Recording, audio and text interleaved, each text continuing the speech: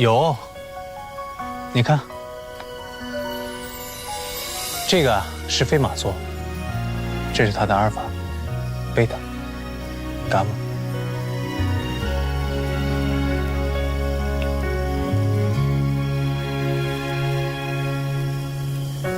加上旁边仙女座的阿尔法，像不像一颗钻石啊？嗯。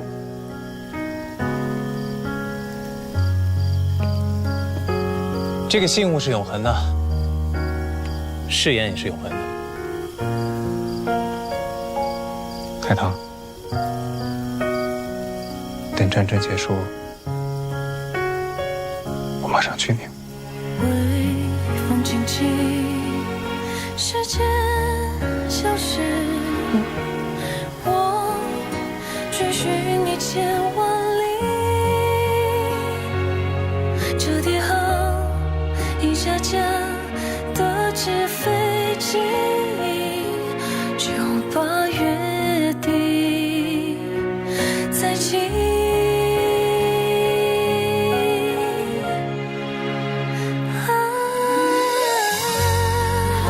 思念交出羽翼飞往天际，我就在落日晚风处等你，静看季节更替。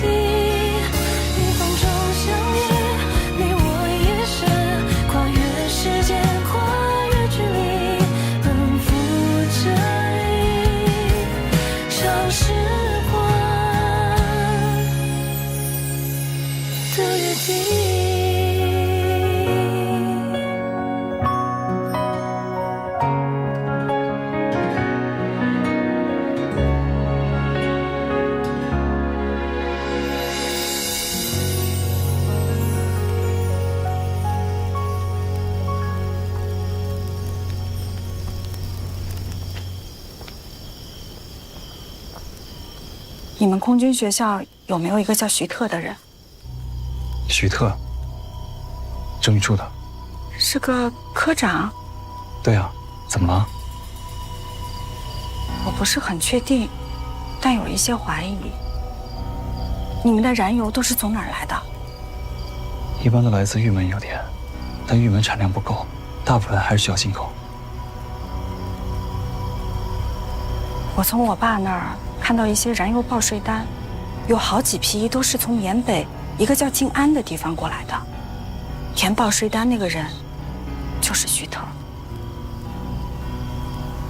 燃油的事儿，政协处为什么要插一手？所以，如果有机会的话，我想让你查一下燃油有没有问题。好的，我知道了。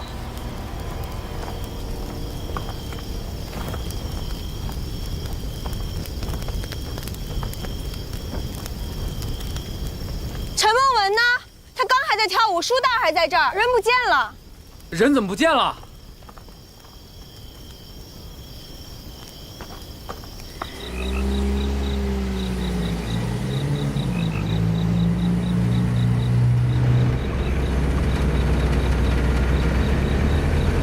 妈。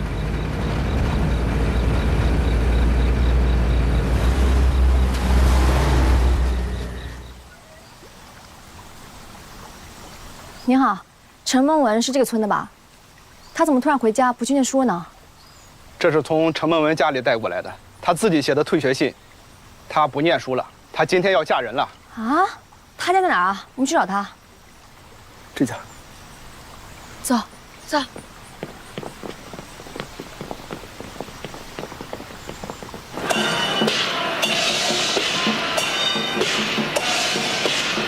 慢点点啊！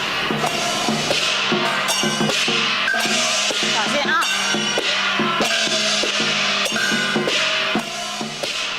陈梦文，小心啊！陈梦文，陈梦文，陈梦文，陈梦文，陈梦文，我们有话要跟你说。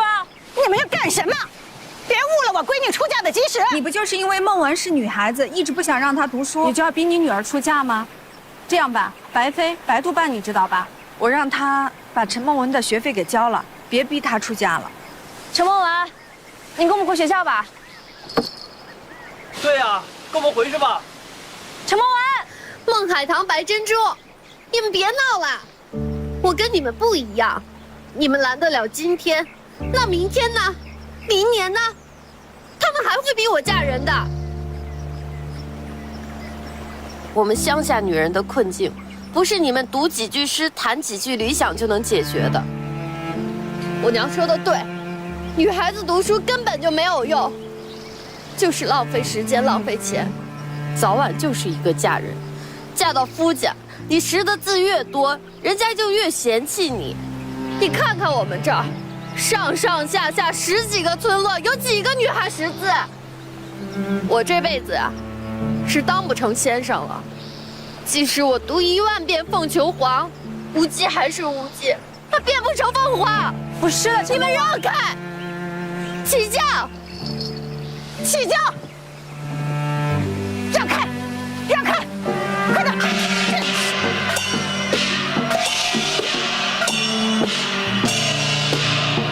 慢点啊！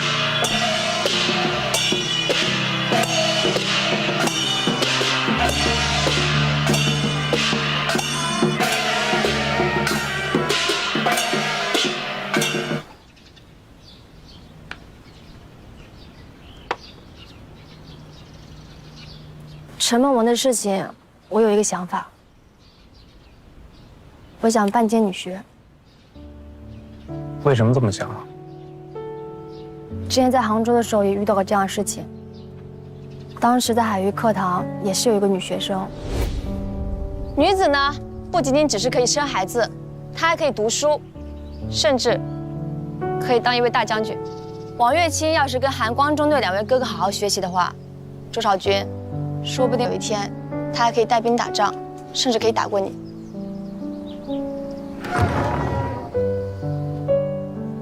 快回家，上什么课呀？女孩子不用读书，长大嫁人就行了。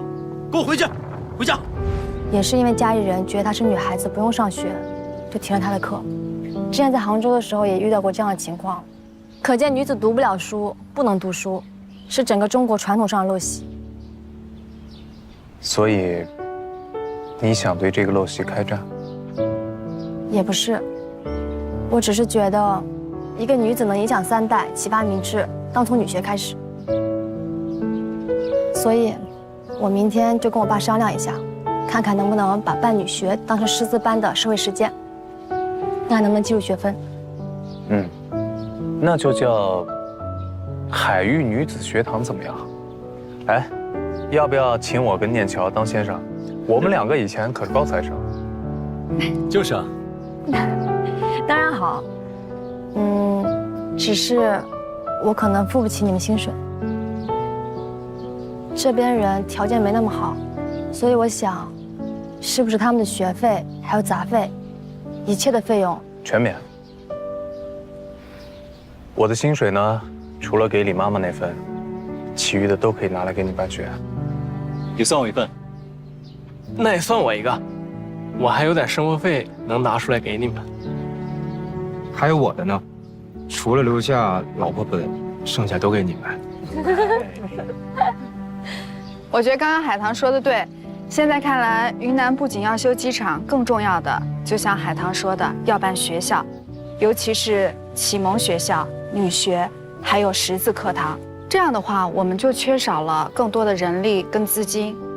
我回家也跟我爸商量一下，富华、云南和你们空军学校，咱们3家一起来办。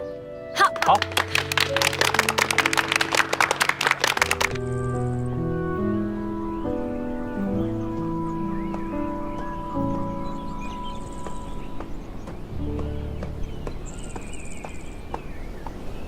父亲，该吃饭了。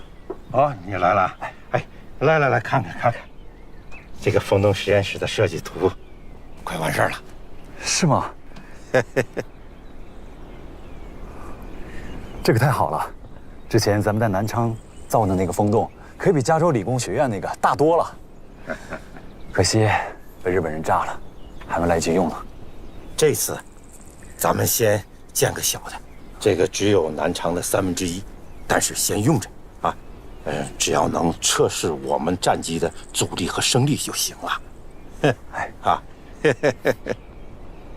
现在方案有了，钱，这样啊，我跟队长好好跟教育长说一说，让航委会把这个钱给出了。好啊，那就看你们的本事了。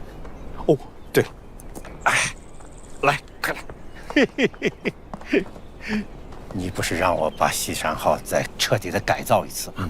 我这次改了，你看，挂单架我摘了，整流罩摘了，还有起落这个照明也摘了，我还给你换了一台发动机。换发动机？你看，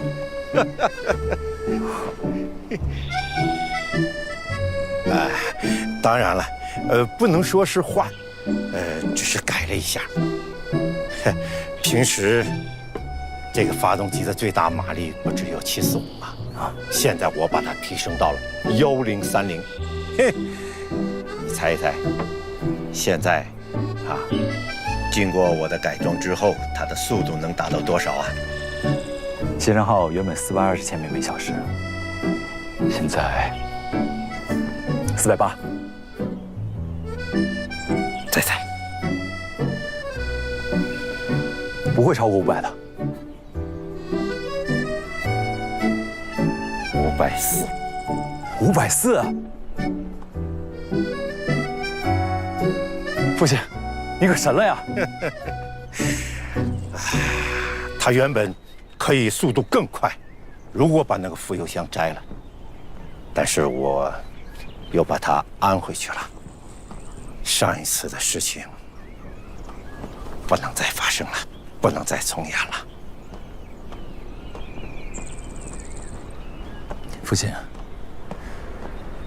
队长事后反复计算过，上一次出事儿，应该不是因为摘掉副油箱。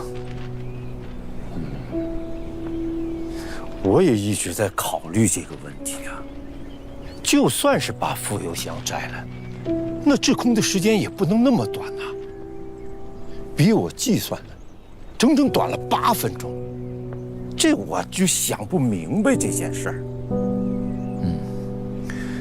西山号应该是被击中了发动机油管，导致燃油迅速流失，这才……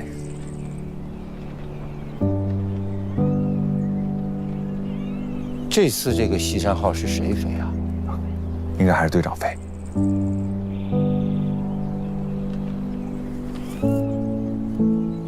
这个西山号也算是浴火重生了。你告诉那个开飞机的人，让他尽量用高烷值的燃油，否则的话容易发生燃爆。父亲，如果燃油的烷值不够的话，会怎么样？空中滞留的时间会缩短，再就是我刚才说的会发生燃爆。不过为了防止这个燃爆，我在里边加了烷基铅防爆剂。你问这个干什么？哦，没事，就突然想到了，随口一问。父亲，您为什么不亲自跟队长说呀？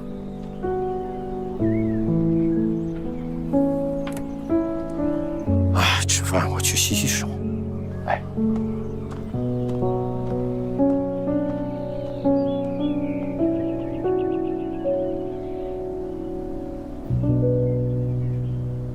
韩光中队的番号被撤销，我争取过，很艰难。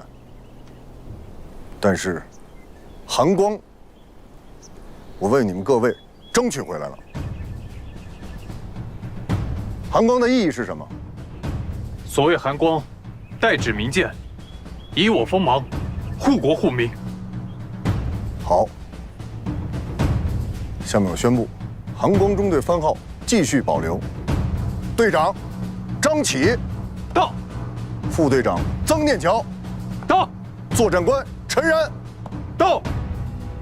张启，你和你的兵不能辜负韩光之名。以我锋芒，护国护民。以我锋芒，护国护民。以我锋芒，护国护民。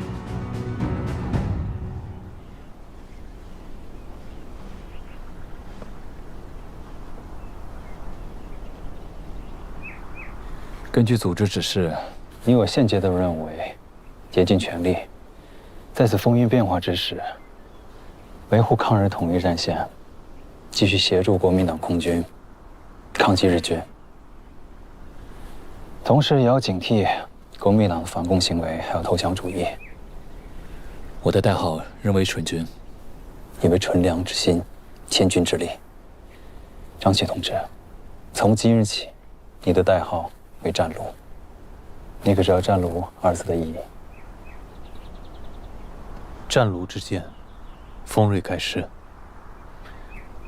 若国民政府一心为国为民，则剑在侧，筑起锋芒；若背信弃义，则剑飞弃，取其头颅，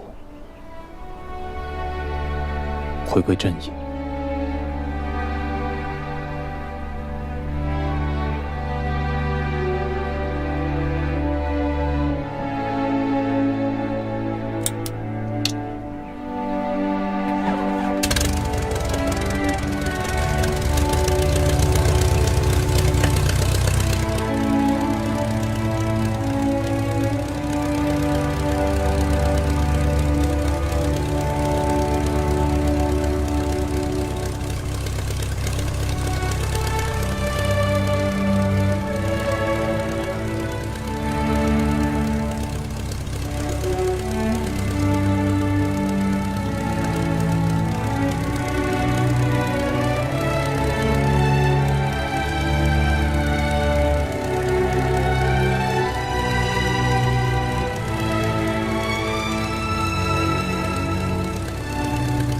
塔台，动119油门杆正常，方向舱正常，刹车正常，起落架正常。动119，准许开车。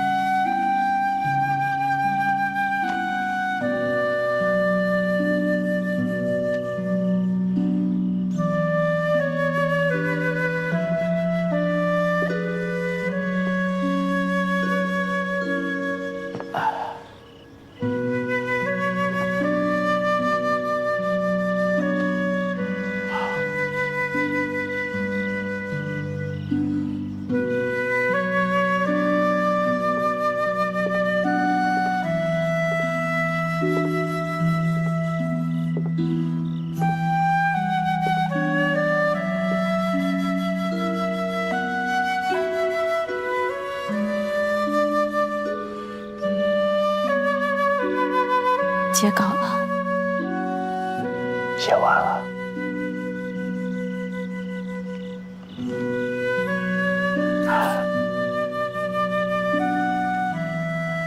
又熬了一个通宵，还是那么不听话。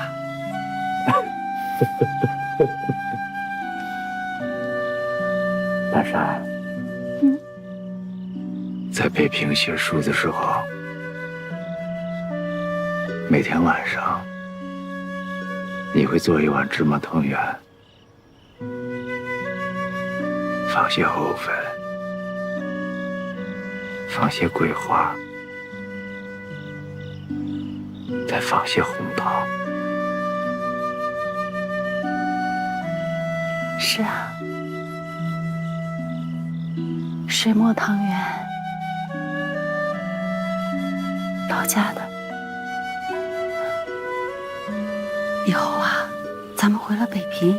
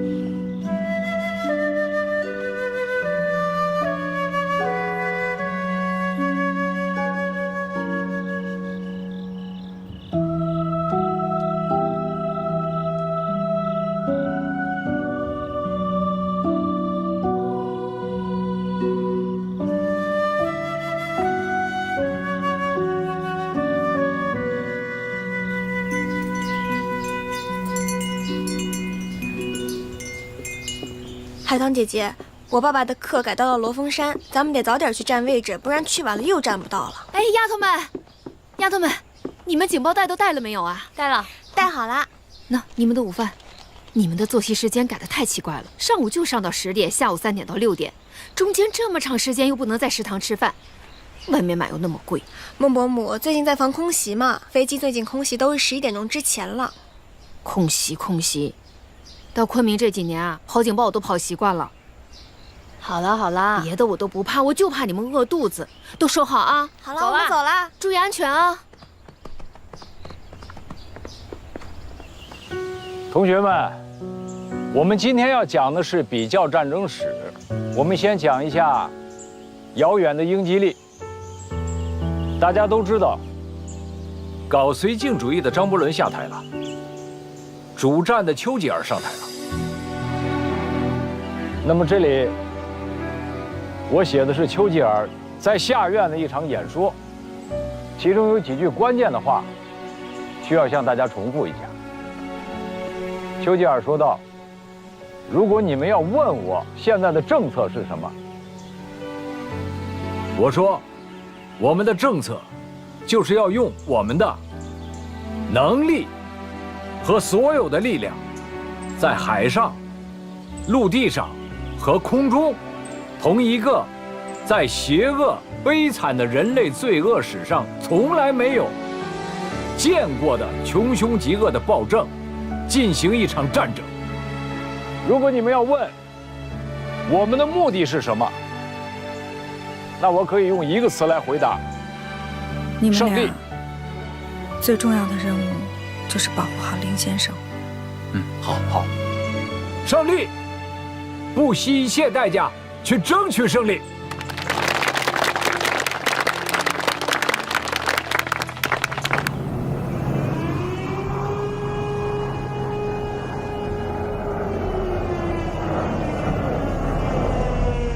敌机进入云南境内。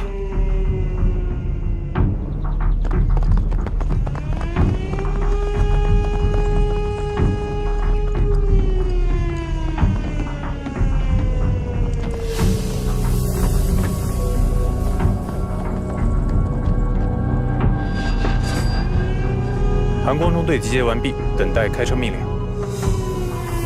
韩光中队原地待命。机场高射炮准备。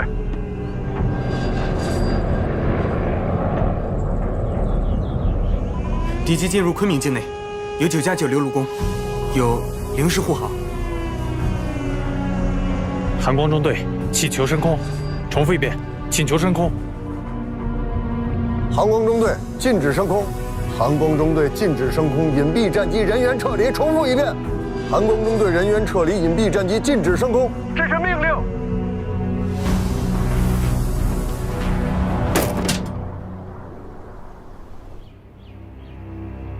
你知不知道这次日军派出的是新型96陆攻22型战机，还增加了大水炮式机枪塔，战斗力比之前11型强得多。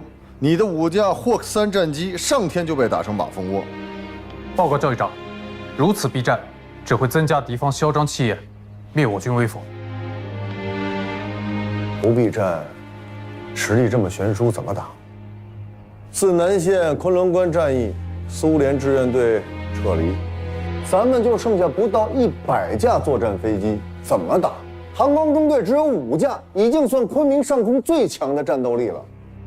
敌22型护卫机枪存在视线盲区，我们从机尾自下而上副高度进入，还有机会。还有机会？敌军还有6架零式护航呢。璧山空战中出现的零式，璧山一战对战5分钟，敌军打下我方24架战机，10名飞行员牺牲，9名受伤，战事惨烈呀！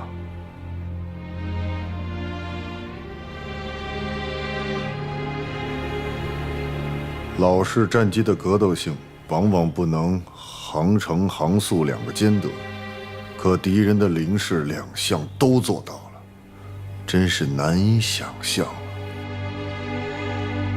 我以航空学校教育长的身份再次强调，韩光中队一定要严格遵守命令。韩光中队是云南上空最强的战斗力，一定要恪守航空委员会跟航空学校的命令，以保护战机、以保存实力为首要任务。敌我战力悬殊太大，升空作战无疑是以卵击石。你要学会的只有一个字：忍。战事已经白热化，一再忍让，势必会延误战机。请教议长向中央航空委员会声明：近半年来，日机屡犯云南上空，我军4月升空获得胜利之后，一直在强调保护战机、保存实力，敌军气焰愈发嚣张，导致国土受损，百姓遇难，滇缅、滇越交通线屡次瘫痪。教议长，如此下去，云南肯定失守。我认为，应当拿出不畏死、不妥协的勇气，让敌军不敢再觊觎我西南交通要塞，绝对不能再忍了。武则天时代，丞相娄师德让其弟以唾面自干的心态做代州的刺史，人家朝脸上吐唾沫，还要笑眯眯的接受，而且还要等着唾沫自己干了。唾面自干，这个娄师德十分迂腐。恰恰是这个迂腐的人，是一代贤相，兼河源军司马时与吐蕃大战8战8捷。你要练的就是忍。可是张琪所言，并非个人荣辱得失，而事关西南战局。报告，进。教议长，这是今天空袭损失的清单，您看一下。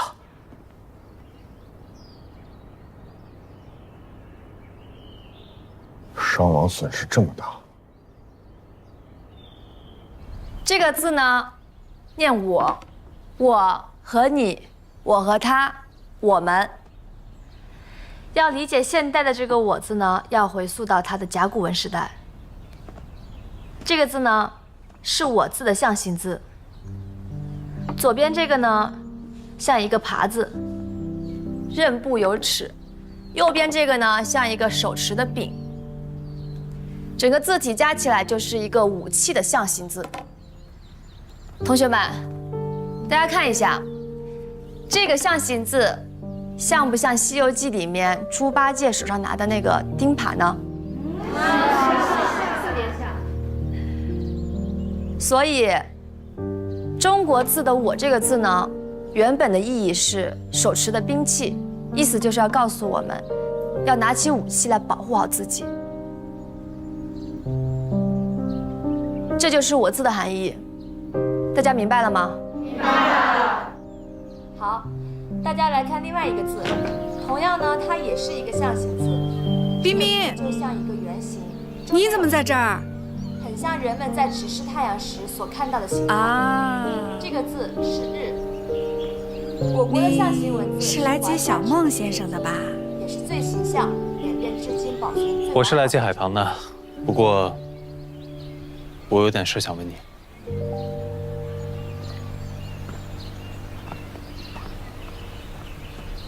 什么事啊？坐。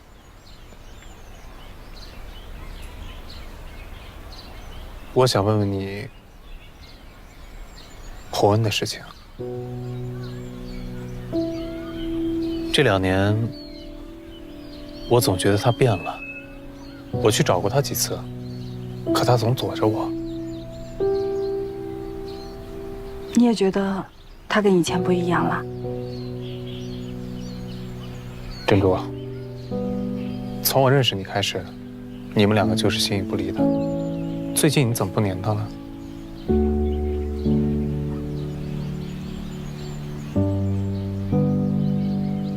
我一直觉得洪恩是一个身怀报国之志的有志青年，是以笔作战的英雄，是不惧强权、一身傲气之人。但现在看来，这应该是我一厢情愿希望他成为的样子。发生什么了？也没什么。你最近怎么样啊？我听我们家老头说，乌家坝执行避战，你们几乎升不了空。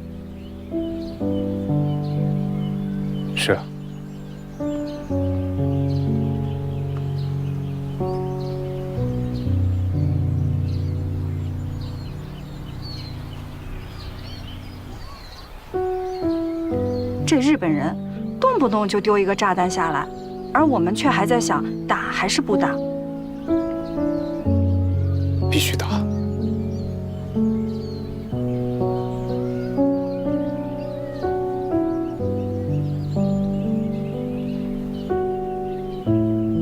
洪恩，要有你这样的志气，也不会路越走越窄。彬彬，我到现在还记得我认识他的时候，他也是一位有志气、有勇气的有志青年。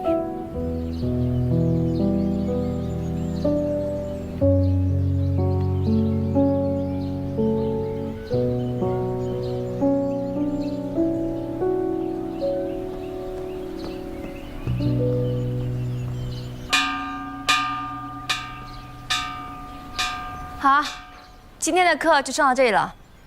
大家回去记得把“我是中国人”这5个字回去默写10遍。好。好，下课。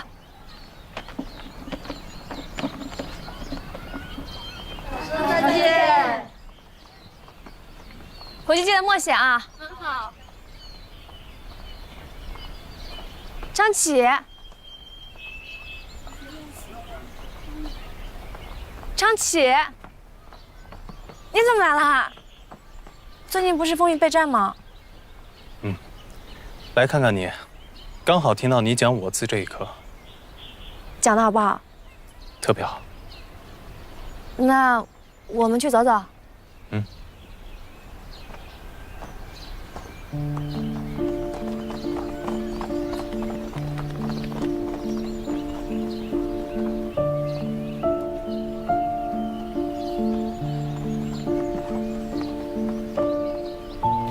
前2天搞轰炸，我们这一片损失特别惨重。日机投了烧一弹，一下就可以烧10到15分钟，燃烧温度可以达到3000摄氏度，所以根本就没有灭火的可能。一旦有房屋着火，半条街都要遭殃。那你们还是不能升空阻击吗？依旧是避战，不让我们升空。海棠。作为军人，眼看着昆明被烧成废墟，却不能迎敌。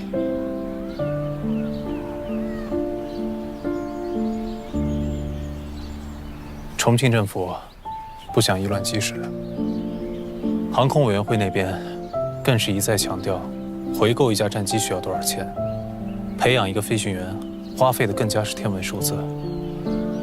相反，老百姓的命在他们眼里，却是一文不值。为了保留所谓的实力，龟缩在一角，让昆明成为一个不设防的城市。海棠，作为军人，我很难受。这不是你的错。你猜我为什么会想到要讲我的这一课？给你看的东西，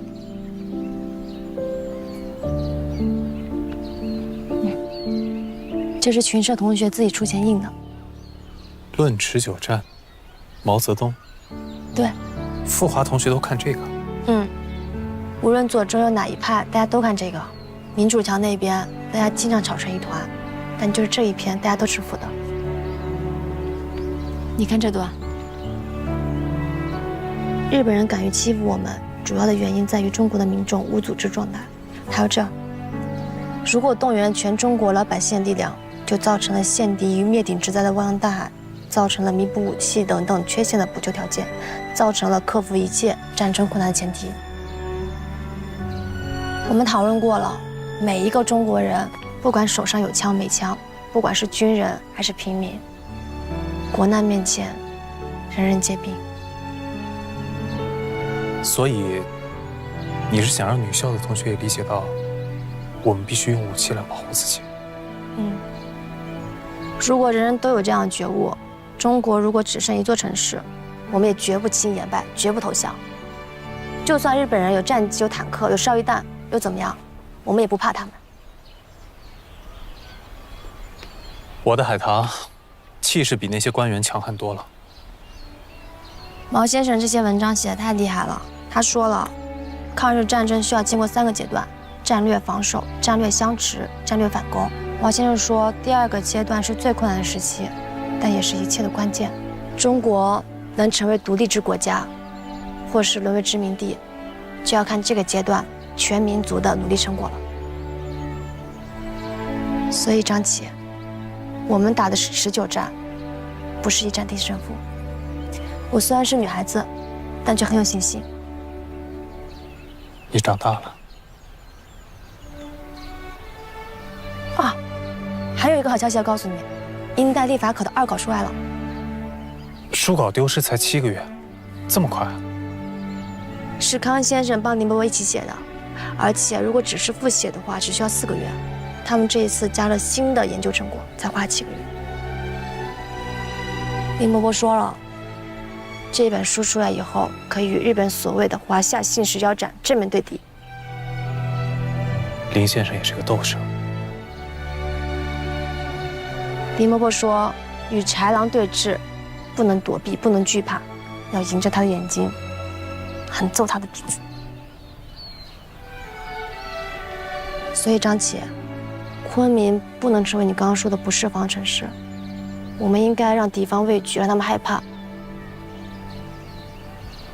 还有别的办法，让他们不敢轻易冒犯我们吗？别的办法？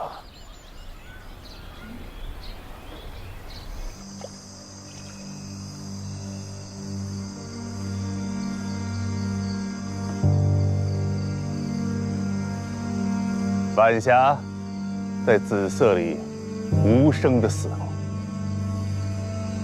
黑暗击杀了最后的光芒。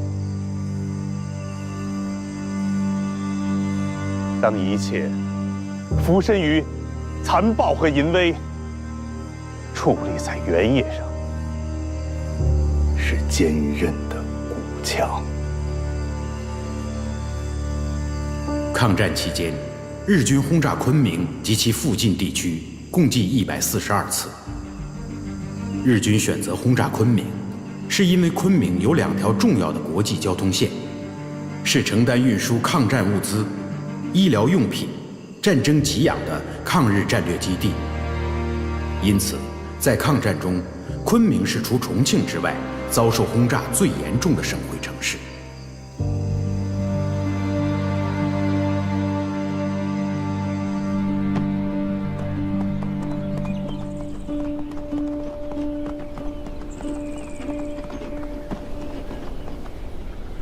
现在我们的飞机不允许升空，更应该想办法加强空中静态防御。有一种由浮油炸弹布下的纵深爆破，或许我们可以来试试。不过要形成纵深，就需要多架战机同时升空释放浮油炸弹。重庆811空战那天，第4大队同时升空6架战机释放炸弹，另外有45架霍克3、115、116同时对头攻击，这样我们出动了51架，对阵敌军87架，我们才获胜。不过我们现在不允许升空御敌，这个行动很难实施啊。我听说这个浮油炸弹了，就只在重庆升空用了2次，就已经被上面禁止了，说这对飞行员太危险了。那你们知不知道，14航空中队那边在搞气象气球？你是说，我们做一种变种的浮油炸弹？没错。既然不允许我们升空，咱们就用氢气球把炸弹给带上去。只要提前知道了敌机进入云南的方位、时间，再结合风向等因素综合考虑，就可以提前布好浮油炸弹。昆明4季盛行西南风，这点对我们来说非常有利。那我们现在就要注意2个问题：一，敌机跟氢气球的飞行高度、速度以及被影响的因素；二，就这个炸弹区的纵深到底有多大，敌机会不会真的撞上去？所以，我们需要一个诱饵。通过几次交手，我发现日本敌机战队，他们有个顾忌，他们不重视编队，一旦看到我们的战机，就一窝蜂地冲上来。我觉得这一点，我们可以加以利用。没错，他们急于求胜，手段看起来凶猛，但实际却缺乏协同。所以我的计划是这样：咱们派一架例行直港战机升空，它只有一个任务，就是引敌机来追，把它引入咱们的炸弹区。这个计划好，上面不是不让升空迎敌吗？那咱们不开火，只负责逃还不行吗？我有个问题，说，我们上哪儿搞那么多氢气球？风雨起，它荆棘，像正义正朝夕，儿女情，泪别离，问归期，不尽情。新年一场热血，生与死魂一缕，赤诚雨的花开满地。你看那铁汉刚强怒举，出生必地追求，不舍山河是半寸平静一生，阑珊回眸念旧中存心，天点流。